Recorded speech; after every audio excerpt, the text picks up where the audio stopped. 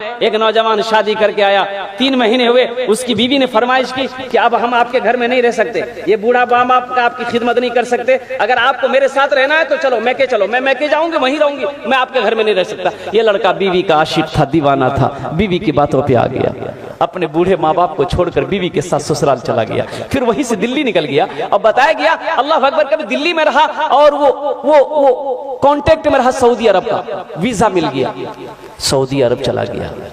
Saudi अरब से पैसा भेजते जाता अपनी बीवी के पास, माँ बाप की फिक्र नहीं। 14 साल गुजर गए। कितने साल गुजर? 14 साल का अरसा गुजर गया। इन 14 सालों में इस नौजवान ने 12 हज किए। कितने हज किए मेरे भाई?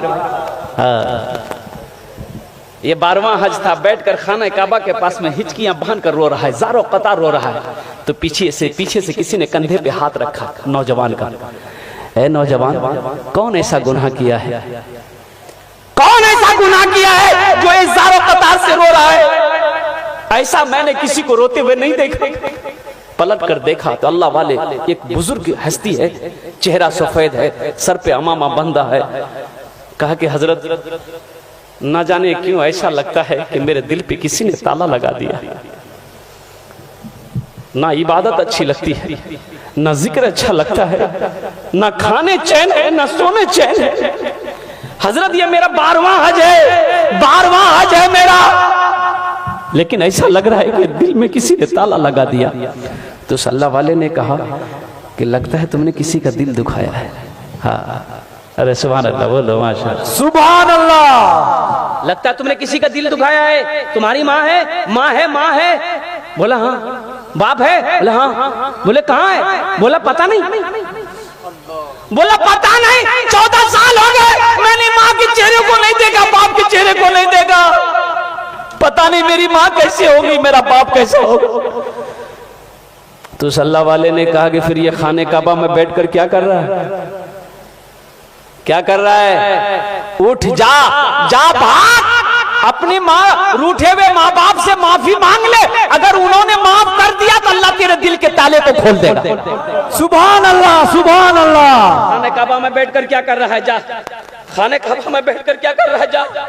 ये नौजवान उठा, रोता हुआ उठा, अपना डेरा आया, रूम के अंदर में आया है और कुर्बान जाओ टिकट बनाने में लग गया। फ्लाइट पकड़ा, हिंदुस्तान की सरजमीन पर अपना कदम रखा। अल्लाह अकबर कबीरा। और गाड़ी ली, एयरपोर्ट से गाड़ी लिया, सीधे अपने गांव के लिए रवाना हुआ। लेकिन कुर्बान जाओ, और देखा कि गांव में बहुत सारी बिल्डिंगें बन गई है। 14 साल का अरसा गुजर गया, उसका घर की जगह पता नहीं। एक बूढ़े मियाँ घास काट रहे थे बेटे। इस नौजवान ने कहा कि थोड़ा पूछ लूं अब्बा के बारे में, मम्मी के बारे में। तो उनसे पूछा कि चचा, ये अपना बाप का नाम लेके पूछा कि अब्दुल्ला साहब का घर कौन सा है? तो बूढ़े मियाँ ने नीचे से ऊपर तक देखा उस नौजवान को, कहा कि कौन अब्दुल्ला मियाँ? वो बेचारे तब इस दुनिया में नहीं रहे। उसका एक नालायक बेटा था, अपने माँ बाप को छोड़कर चला गया। बेटा का गम बर्दाश्त ना कर सका, बेचारा इस दुनिया से रुखसत हो। इस नौजवान की आंखों से आंसू जारी हो गया। फिर वो नौजवान पूछता है कि उसकी बीवी का क्या बना? उसकी बीवी, अपनी माँ के बारे में पूछा कि उसकी बीवी का क्या बना? तो कहा कि वो उसकी बीवी बेचारी शौहर के मरने के बाद दूसरे के घर में काम करती थी, किसी तरह रोटी रोजी उनकी चलती थी।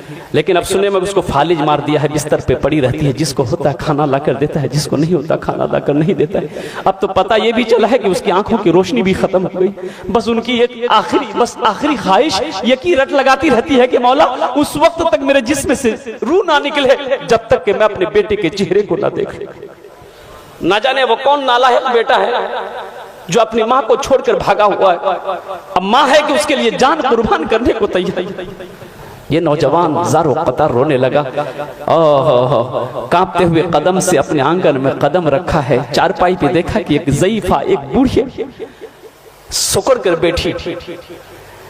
कदमों की आहट को सुनकर बुढ़िया ने आवाज लगाई, कौन है, कौन है?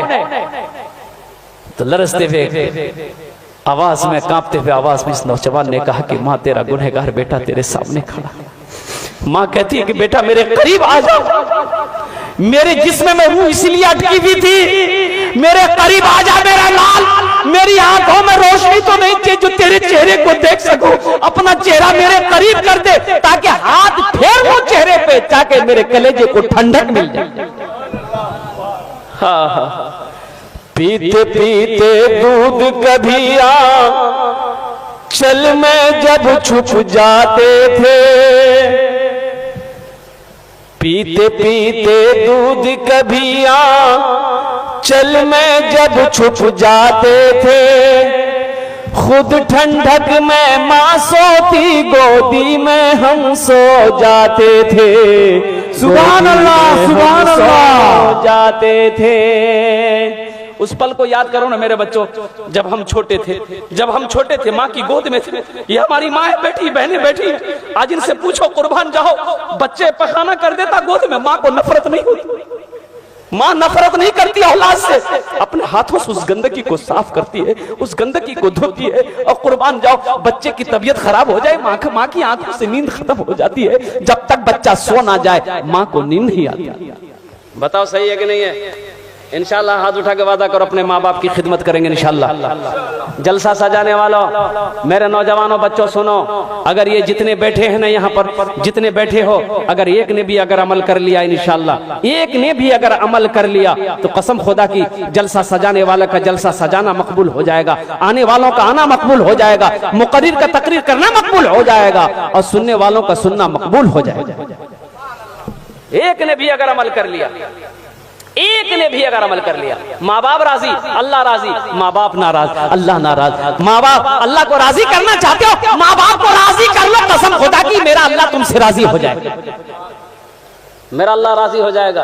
कुरान में एक जगह नहीं, कई जगहों पर अल्लाह ने अपने साथ, अपनी इबादत के साथ साथ दूसरा जो हुक्म दिया वो ये हुक्म दिया कि अपने माँ बाप के साथ अच्छा सलूक करो, अपने माँ बाप के साथ अच्छा सलूक करो। रोजे का हुक्म नहीं दिया तुरंत अपनी इबादत के बाद कि मेरी इबादत कर चुका जाओ रोजा रखो, नहीं, अपनी इबादत के साथ अल्लाह ने कहा कि मेरे साथ किसी को शरीक ना बनाना, अपने माँ बाप के साथ अच्छा सलूक करना। अल्लाह अकबर कबीरा, कुर्बान जाओ।